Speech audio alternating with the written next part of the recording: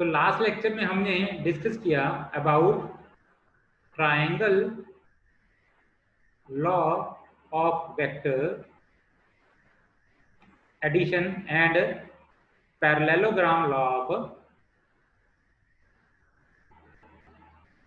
Of vector addition.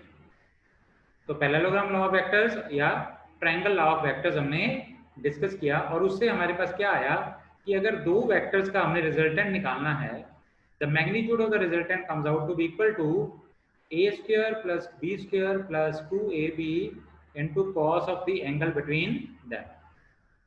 तो ये आ गया था हमारे पास रिजल्टेंट। और वहीं पे अगर इसकी डायरेक्शन निकालनी है तो हमारे पास डायरेक्शन आई थी tan of beta is equal to b sin theta upon a plus b cos theta.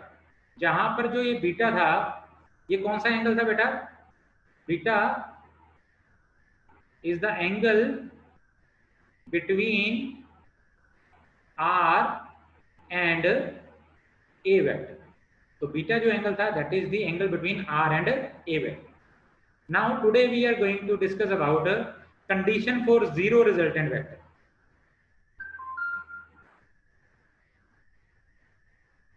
Conditions for zero resultant vector. तो हमारा रिजल्टेंट वेक्टर जो हमने ये आर निकाला है, this is the resultant vector. तो क्या कंडीशन होगी कि ये जीरो हो जाए? तो if there are three vectors acting on an object, किसी भी पॉइंट ऑब्जेक्ट पे अगर तीन वेक्टर्स एट ए टाइम लग रहे हैं और तीनों को मैं एक ट्रायंगल की तीन sides taken in same order से मैं उनको रिप्रेजेंट कर सकता हूं। तो अब सपोज करो ए वेक्टर है आपके पास, A vector O to P, एक वेक्टर है B vector P to Q, और एक वेक्टर है क्यू से C taken in same order. ये देखो, तो ओ पी, पी क्यू और क्यू ओ। तो इन तीनों का अगर मैं रिजल्टेंट लूं तो resultant of A vector plus B vector plus C vector, this is B vector and this is C vector. अब मुझे बताओ ए और बी का रिजल्टेंट क्या होगा बेटा? यस, ए और बी का रिजल्टेंट अगर मैं यहां पे बनाऊं ए और बी, ए वेक्टर और बी वेक्टर का अगर मैं रिजल्टेंट लूं तो मेरे पास क्या आ जाएगा? ये आ जाएगा एक वेक्टर ओ पी क्यू। तो मेरे पास इसका रिजल्टेंट क्या आ जाएगा? क्यू ओ, ओ क्यू, है ना। और अगर ये क्यू ओ को मैं सी से डिनोट करता हूं तो ये कौन सा हो जाएगा? Minus C vector. क्लियर है बेटा? तो इसका मतलब resultant vector will be equal to minus C vector plus C vector, this will be zero vector. तो माइनस सी कैसे? माइनस सी कैसे? देखो बेटा, हमने इसको क्यू से ओ को क्या माना है? सी। क्यू ओ वेक्टर क्या हुआ है? C vector. तो ओ क्यू वेक्टर क्या हो जाएगा? वेक्टर उल्टा हो जाए तो क्या हो जाता है? Negative direction. ये मैंने बोला है, ये तीन वेक्टर्स हैं, ये तीन वेक्टर्स हैं, ओ से पी, पी से क्यू और क्यू से ओ। ये तीनों एक पॉइंट पे लगते हैं और तीनों तीन sides of triangle taken in same order से मैंने रिप्रेजेंट किए। तो मैंने एक बार सी को छोड़ दिया, मैंने ए और बी का रिजल्टेंट निकाल दिया। ए और बी का रिजल्टेंट किधर आ जाएगा? वो आ जाएगा इस डायरेक्शन। ये क्या है? माइनस सी। और माइनस सी और प्लस सी का रिजल्टेंट अगर मैं निकालूं, मतलब ए बी का मिलके इफेक्ट क्या होगा? ओ से क्यू की तरफ। और अगर मैं ओ से क्यू और क्यू से ओ दोनों को एक साथ लूं तो क्या हो जाएगा? एक पॉजिटिव सी हो जाएगा, एक नेगेटिव हो जाएगा। तो रिजल्टेंट क्या आ जाएगा? जीरो। ट्रायंगल लॉ क्या कहता है?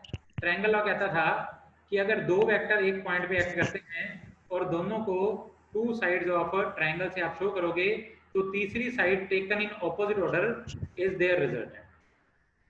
टेकन इन ऑपोजिट ऑर्डर, ठीक है ना। तो ओ पी क्यू, आपके पास ओ क्यू क्या आ गया? ए प्लस बी, ओ क्यू। और क्यू ओ क्या है? ये सी है हमारे पास उल्टा। अगर मैं इसके ऊपर एक ऐसा ही वेक्टर उल्टा इसके ऊपर ओवरलैप कर दूं तो क्या होगा? ये अगर मैं पॉजिटिव लेता हूं तो ये मेरे पास नेगेटिव वेक्टर हो जाएगा और इन दोनों का रिजल्टेंट क्या हो जाएगा? जीरो। तो नेगेटिव वेक्टर्स हमने पढ़े थे ना कि अगर ए वेक्टर इस डायरेक्शन में है और बी माइनस ए इसमें है, तो ये दोनों अगर मैं एक दूसरे के साथ अटैच कर दूं तो क्या हो जाएगा, इन दोनों का रिजल्टेंट क्या आ जाएगा, 0। तो this is the condition for zero resultant vector that, हम इधर से एक डेफिनेशन लिख लेते हैं, if 3 vectors acting on a point object at the same time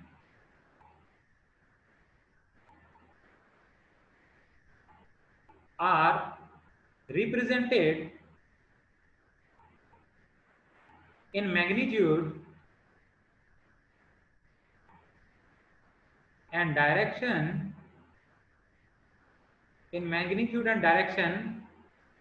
by the 3 sides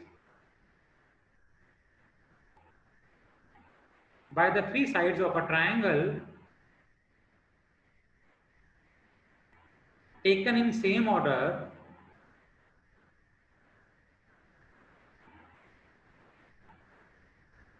then their resultant is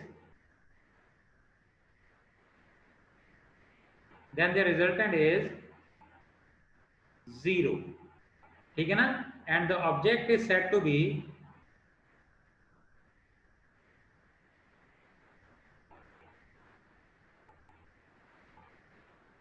in equilibrium। तो ऑब्जेक्ट हमारा क्या होगा, इक्विलिब्रियम में होगा। तो इसका मतलब हम फिर से बना देता हूं, अगर ये O है, ये P है, ये A वेक्टर है, P से Q ये रहा, ये B वेक्टर है, और ये इस डायरेक्शन में ये C वेक्टर है। तो ये तीनों वेक्टर अगर एक ही टाइम पे एक ऑब्जेक्ट पे लगेंगे तो इन तीनों का रिजल्टेंट क्या हो जाएगा, 0, and the object will be in equilibrium. Then A upon OP, A divided by OP, मतलब हमारे पास A बटा इस ये लेंथ, ट्रायंगल की लेंथ, मैग्नीट्यूड हो गया ये B by PQ is equal to C by QO, ये है हमारे पास। तो इक्विलिब्रियम में होगा, मतलब जितना भी आपके ऊपर ये वेक्टर्स एक्ट कर रहे हैं, ये सभी का इफेक्ट क्या हो जाएगा, this effect will be nullified. तो ये ऑब्जेक्ट कहीं पे भी मूव नहीं करेगा। इसी से हमारे पास एक थ्योरम निकली जिसको बोला गया लैमीज theorem.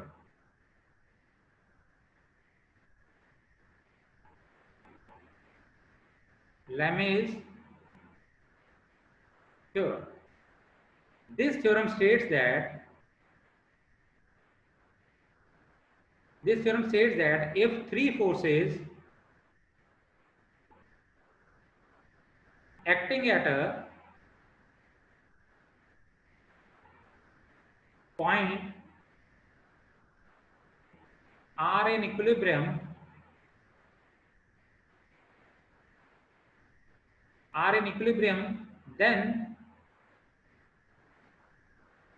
then each force is proportional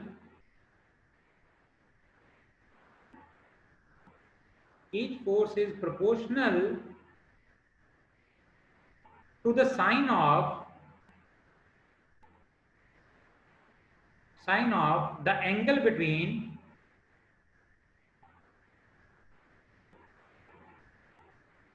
the other two forces,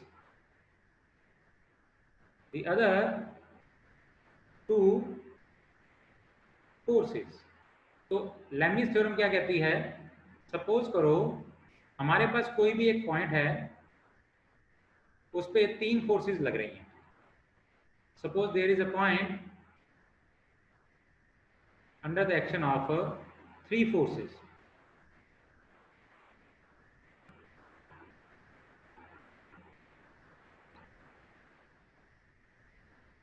तो हमारे पास ये है पॉइंट, इन पे 3 फोर्सेस लग रही हैं, इधर एक फोर्स, इस तरफ दूसरी और इस तरफ तीसरी। तो there is a point, this point is O, this is under the action of 3 forces. तो इस पे 3 फोर्सेस लग रही हैं और तीनों में आपस में एंगल है अल्फा, ये एंगल है बीटा और ये एंगल है गामा। तो देयर आर 3 फोर्सेस सपोज, और इनके ऊपर ये अगर इधर मैं फोर्स लगा दूं, इधर ए वेक्टर हो गया हमारे पास, ए फोर्स लगा लो, वेक्टर हमने वेक्टर कंसीडर कर लिया, इधर हमने कर लिया बी और इधर हमने कर लिया सी। तो हमारे पास अगर 3 वेक्टर्स हैं ए बी एंड सी, तो हमारे पास क्या हो जाएगा कि the ratio of A divided by sine of the angle between other two, A divided by क्या होगा sine of alpha is equal to B sine of beta is equal to C sine of gamma. तो Lami's theorem कहती है अगर 3 forces, ये 3 forces किससे decide कर रहे हैं, ए बी सी, अगर एक पार्टिकल पे 3 फोर्सेस लगती हैं अलग अलग डायरेक्शन, देखो बी इस डायरेक्शन में लग रही है, ए इधर को खींच रही है इसको और सी इधर को खींच रही है, और अगर हमारा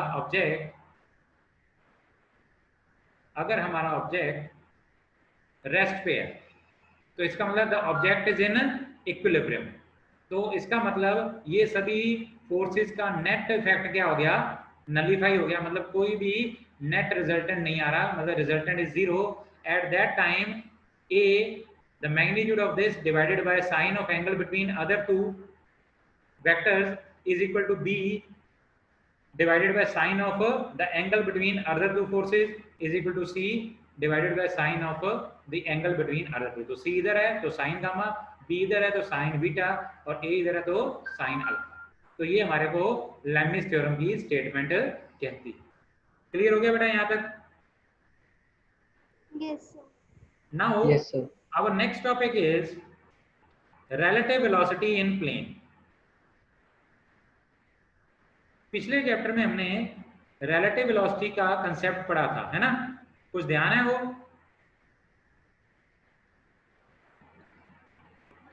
हाँ जी रजत, रिलेटिव वेलोसिटी कंसेप्ट,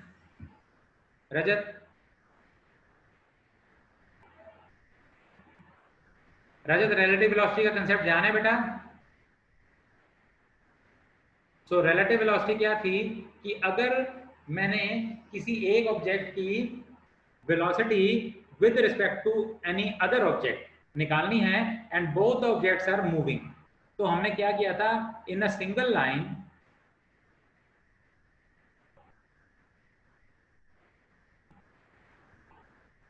रजत अभी वॉल्यूम आ रही है बेटा कि नहीं आ रही रजत?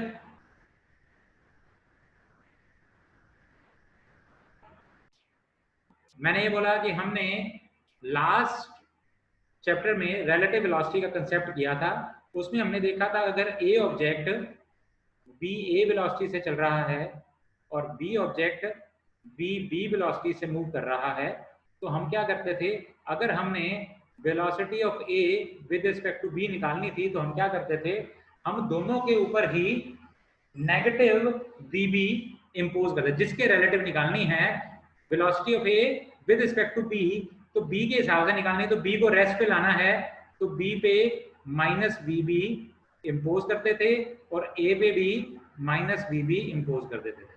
तो बी बी इधर और माइनस बी बी इधर, तो बी हमारा रेस्ट पे आ जाता था, ए की वेलोसिटी कितनी आ जाती थी, बी ए माइनस बी बी। और ये कंडीशन कब थी, जब दोनों सेम डायरेक्शन में मूव कर रहे थे। तो ये क्या था, relative velocity when the object is moving on a straight line और वन डायमेंशनल मोशन। लेकिन अभी प्लेन में मूव हो रहे हैं, प्लेन का मतलब क्या हुआ कि दोनों का कुछ एंगल हो सकता है, तो they are moving in a plane. तो हम इधर एक डायग्राम बना लेते हैं, सपोज करो आपका ऑब्जेक्ट जो है वो ए है, वो इस डायरेक्शन में जा रहा है और उसी टाइम पे आपका object B is moving in this direction. This is our,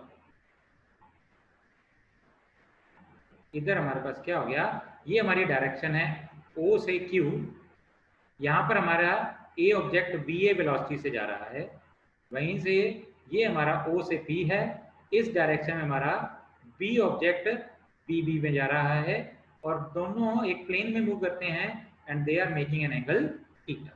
तो ये स्ट्रेट लाइन पे नहीं मूव कर रहे हैं अब दोनों क्या कर रहे हैं, एक प्लेन में मूव कर रहे हैं। तो हमें अब क्या करना है, we have to find out the relative velocity, we have to find out the relative velocity of object A with respect to object B। हमें अब ऑब्जेक्ट A की वेलोसिटी निकालनी है with respect to B। Same concept जो हमने पिछले chapter में किया था वैसा ही करेंगे। हम B को रेस्ट पे लेके आएंगे, क्या करेंगे, B पे भी माइनस वी बी इम्पोज करेंगे और A पे भी माइनस वी बी इम्पोज करेंगे, B रेस्ट पे आ जाएगा और A की रिलेटिव वेलोसिटी निकालेंगे विद रिस्पेक्ट टू B। तो इसको मैं नेक्स्ट पेज पे इसकी डायग्राम फिर से बना देता हूं। तो हमारे पास हमारा ऑब्जेक्ट जो है B इस डायरेक्शन में जा रहा है और हमारा ऑब्जेक्ट A जो है इस डायरेक्शन में जा रहा है। ये B भी थोड़ी सी छोटी कर देते हैं ये। Okay, now we will impose minus VB on both the objects. तो हमारे पास हम क्या करेंगे, अभी माइनस VB दोनों पे लगा देते हैं। ये था हमारा O से Q और ये रहा O से P, ये था VB और ये था VA। हाँ जी, माइनस VB, इसके ऊपर अगर मैं माइनस VB कराऊंगा तो ये रेस्ट पे आ जाएगा और A पे माइनस VB की डायरेक्शन कौन सी होगी, बता सकता है कोई मुझे? माइनस VB, अगर VB इस तरफ है O से P तो माइनस VB कहाँ होगा, ऐसे होगा, बताओ। हाँ जी,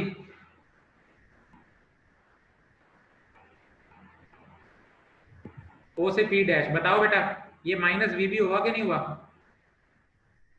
yes sir. Yes sir. Negative shows direction, इसका मैग्नीट्यूड कितना होगा, O से P, OP will be equal to OP dash. इनका मैग्नीट्यूड दोनों का सेम ही होगा, मतलब जितनी O से P की दूरी है उतनी ही O से P डैश की दूरी होगी। सिर्फ और सिर्फ फर्क क्या हुआ, हमारे पास ये नेगेटिव VB आ गया। तो जब मैंने VB पे नेगेटिव VB लाया तो the object B will come to rest, और वहीं पे मैंने BA पे नेगेटिव VB लगाया तो अब मेरे पास क्या हो गया, अगर ये दोनों ऑब्जेक्ट थीटा एंगल पे मूव कर रहे थे तो अब ये एंगल कितना हो गया बेटा, 180 माइनस थीटा हो गया, है ना। तो मैं ये जो पैरेललोग्राम है ये वाली पूरी कर लेता हूँ। ये देखो, ये O से Q है, O से Q के पैरेलल एक लाइन खींच देते हैं हम,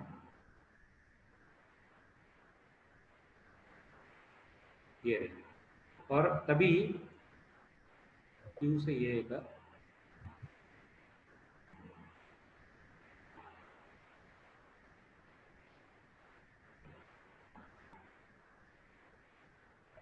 हाँ जी, ये पैरेललोग्राम बन गई हमारी, इसको मैंने R पॉइंट दिया। तो दो वेक्टर्स हैं BA and minus VB vectors, they are inclined at an angle theta and they are forming a parallelogram. तो कौन सा लॉ लग गया, पैरेललोग्राम लॉ। तो according to parallelogram law of vector, वो क्या कहता था, if two vectors can be, if two vectors acting on an object at the same time can be shown by two adjacent sides of a parallelogram, then their resultant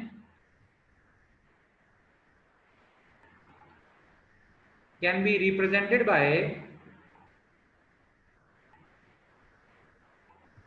their resultant in magnitude and direction can be represented by diagonal of the parallelogram starting from same point, हाँ जी, clear है ये बात। तो इसका मतलब ये resultant, yes sir. Resultant कहाँ आ जाएगा बताओ मुझे, O से R। हमारा रिजल्टेंट कैसा आ जाएगा बेटा, हमारा रिजल्टेंट आ जाएगा इनका O से O से R। हाँ, ये रिजल्टेंट आ गया हमारा। तो इस रिजल्टेंट की वैल्यू निकालनी है हमने O से R। तो हमारे पास VAB, जो VAB होगा हमारा, VAB जो होगा ये रहा वेक्टर। तो ये हमारा VAB, क्योंकि VA with respect to VB, इन दोनों का रिजल्टेंट वेक्टर ये है। तो ये है क्या, VA vector minus VB vector. तो ये VA वेक्टर और VB वेक्टर का रिजल्टेंट है। तो magnitude of, now magnitude of relative velocity of object A with respect to B is, इसका मैग्नीट्यूड कैसा हो जाएगा, VAB will be equal to under root of, ये देखो हमने रिजल्टेंट निकाला था शुरू में, मैंने बताया था, तो रिजल्टेंट की वैल्यू ये होगी अंडर रूट ऑफ पहले वेक्टर का स्क्वायर प्लस दूसरे का square plus 2AB cos theta. तो it will comes out to be equal to BA का स्क्वायर प्लस VB का square plus 2BA VB cos of cos 180 minus theta, cos of 180 minus theta, और cos of 180 minus theta is minus cos theta, so it will be written as under root of VA square plus VB square minus 2 VA VB cos of theta। तो ये VAB आ गया आपके पास, मतलब आपके पास resultant, आपके पास क्या आ गया, आपके पास रिजल्टेंट वेलोसिटी आ गया, ये आ गया मैग्नीट्यूड। लेकिन velocity have direction as well, तो आपको डायरेक्शन भी निकालनी पड़ेगी। तो आप डायरेक्शन कैसे निकालोगे, by finding tan of the angle. कौन सा एंगल, एंगल कौन सा है, अब एंगल हम कौन सा निकालेंगे, हम निकालते हैं BA के साथ एंगल, ये वाला एंगल, इसको कहते हैं बीटा। तो tan of beta, tan of beta क्या था, याद है हमें, देखो tan of beta is B sin theta upon A plus B cos theta, और ये बीटा एंगल किसके बीच में था, रिजल्टेंट और A के बीच में।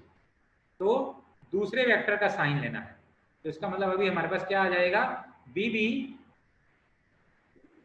साइन ऑफ थीटा, यहाँ पे थीटा कितना है 180 minus upon BA plus VB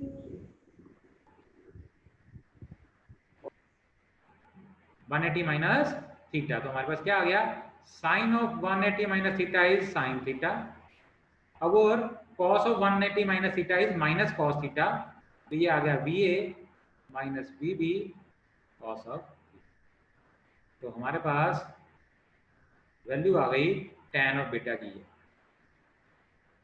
we get this value of tan of beta. तो बीटा निकालना है, तो what we are going to do, we will find out the tan inverse of this. तो हम इसका tan इनवर्स निकाल देंगे, तो हमारे पास क्या आ जाएगा, tan ऑफ बीटा आ जाएगा। क्लियर हो बेटा, यहाँ तक क्लियर है? yes क्या निकाल दिया, we have find out the relative velocity of a object with respect to another object when they are moving in a plane। तो एक प्लेन में जब मूव कर रहे हैं, स्ट्रेट लाइन में नहीं मूव कर रहे, वो एक प्लेन पे मूव कर रहे हैं जिसमें उनका आपस में एंगल कितना है, थीटा। तो इसका मतलब आप सोचो कि अगर एक बस OQ की डायरेक्शन में जा रही है, अगर एक बस OQ डायरेक्शन में जा रही है और एक बस OP डायरेक्शन में जा रही है, तो मैं इधर फिर से एक छोटी सी डायग्राम दोबारा बना देता हूँ। एक बस आपकी सोचो ऐसे जा रही है O से Q, और एक बस जा रही है O से P।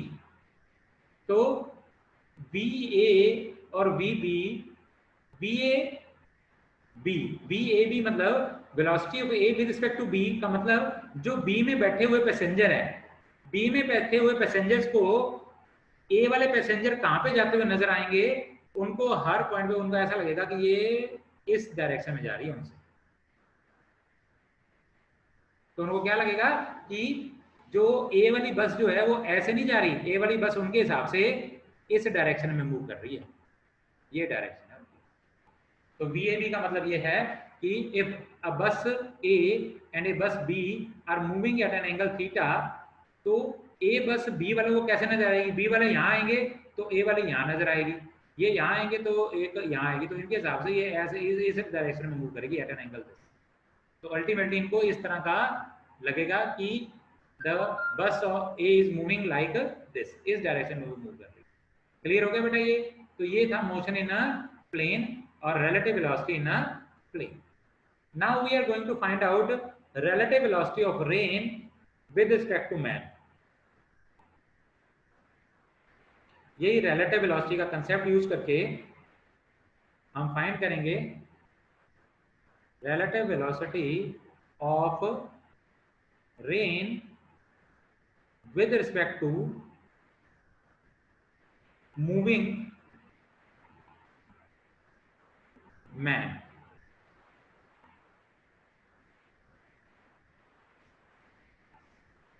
This is an important topic. कई बार पेपर में हमारे पास ये इस पे क्वेश्चन आया है कि वो पूछ लेता है कि अगर एक, कई बार न्यूमेरिकल भी आ जाता है इस पे, तो इस पे हमारे पास एक डेरिवेशन भी आ सकती है और इसके ऊपर न्यूमेरिकल भी आ सकता है। तो वो पूछता है कि सपोज करो एक आदमी रेन में मूव कर रहा है विद सर्टेन वेलोसिटी और रेन नीचे की ओर गिर रही है विद सम वेलोसिटी, तो वो आदमी किस एंगल पे अम्ब्रेला पकड़े ताकि वो गीला ना हो। तो अगर आप रुके हुए हो और रेन बिल्कुल सीधी गिर रही है तो आप अम्ब्रेला बिल्कुल सीधा पकड़ोगे at an angle of 0 degree with rain, या अपने हिसाब से 90 पे ऐसे। लेकिन अगर आप सपोज करो आप चल रहे हो, आगे चल रहे हो और रेन गिर रही है, तो सपोज करो आपका अम्ब्रेला कहीं तक कवर करता है, तो एक पानी की बूंद नीचे आती है, उतनी देर में आप आगे आते हो और रेन के साथ टकरा जाते हो। तो सपोज करो जैसे ये है, तो ये रेन गिर रही है, आपने यहाँ पे अम्ब्रेला पकड़ लिया, ओके। लेकिन व्हेन यू स्टार्ट मूविंग, तो ये देखो ये रेन का ड्रॉप यहाँ पे गिर रहा है और इतनी देर में आप आगे आ जाते हो, तो ये रेन आपको गीला कर देती है। तो actually if a man is moving, तो रेन उसको किसी एंगल पे गिरती हुई नजर आती है, ना कि बिल्कुल सीधा। तो हमने अब ये निकालना है कि आदमी कितने एंगल पे अम्ब्रेला पकड़े ताकि वो गीला ना हो। तो इसके लिए हम एक फिगर बना लेते हैं। कंसीडर करो कि हमारे पास रेन जो है that is falling down like this. तो रेन गिर रही है नीचे की ओर, and at that time the person is moving.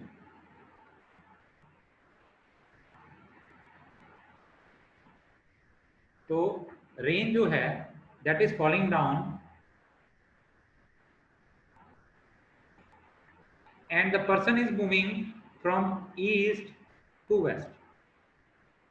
आदमी इधर को चल रहा है ऐसे। ए यहाँ पे ये है सेंटर O, तो हमारे पास रेन इज फॉलिंग डाउन और उसी टाइम पे आदमी जो है O से A जा रहा है विद द वेलोसिटी VM, और रेन गिर रही है विद द वेलोसिटी VR नीचे की ओर। क्लियर हुआ यहाँ तक बेटा? हाँ जी, क्लियर है? Yes sir. चलो, तो रेन इज फॉलिंग डाउन और हम आदमी ने क्या करना है, यहाँ पे अम्ब्रेला पकड़ना है उसने। तो अम्ब्रेला वो हमने अब क्या निकालनी है, हमने निकालनी है relative velocity of rain with respect to man, VRM निकालनी है हमने इसका magnitude as well as direction निकालनी है, मैग्नीट्यूड एंड डायरेक्शन। ओके, अब ये देखो मैंने जब VRM निकालनी है तो मैं क्या करूंगा, VRM is equal to VR minus VM। तो हम क्या करेंगे, हम दोनों पे माइनस VM इंपोज कर देंगे। तो O से A, ये O से B ले लो, ये पॉइंट B ले लो, ये वाला पॉइंट। आप क्या करो, आप O से A पे माइनस VM इंपोज कर दो, तो मैन रेस्ट पे आ जाएगा। उसी टाइम पे आप नेगेटिव VM आदमी पे भी इंपोज कर दो, मैन की वेलोसिटी पे और रेन की वेलोसिटी पे, सॉरी, तो वो इधर आ जाएगी। ये देखो, तो हमारे पास दोनों पे जब हम नेगेटिव करते हैं तो ये आ गई माइनस Vm O से C, ठीक है। Man was moving from east to west, तो आपने क्या किया, दोनों पे माइनस Vm इम्पोज कर दिया। मैन पे माइनस Vm किया तो मैन रेस्ट पे आ गया, और उसी टाइम पे रेन पे माइनस Vm किया तो OC आ गया, और इधर Vr आ गया। अब मेरे को इन दोनों का रिजल्टेंट निकालना है, तो मैं क्या करूंगा, मैं इन दोनों से एक स्ट्रेट एक पैरेललोग्राम बना दूंगा। ये रही और ये रही। इस पैरेललोग्राम का जो रिजल्टेंट निकलेगा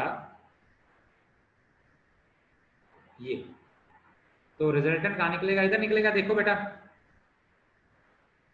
ये डी पॉइंट ले लिया मैंने, तो हमारे पास पैरेललोग्राम क्या कौन सी बन गई, हमारे पास इधर पैरेललोग्राम बन गई ओ C D B.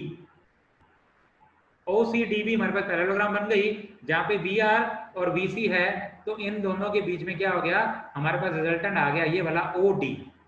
So O D vector is equal to V R M. So this is the resultant vector of rain with respect to man। हाँ जी, क्लियर है यहाँ तक कि नहीं, बताओ प्लीज। Yes, sir.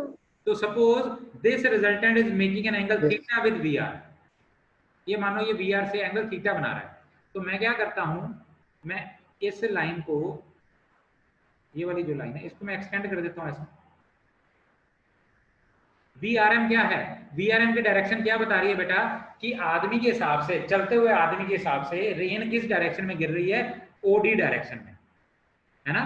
तो रेन किस डायरेक्शन में गिर रही है, ओडी में। तो रेन कैसे आ रही है, रेन ऊपर से नहीं आ रही, सपोज करो एक्स मान लो इसको, एक्स ओ से नहीं आ रही, एक्स डैश ओ से नजर आ रही है उसको, उसके हिसाब से इधर से आ रही है।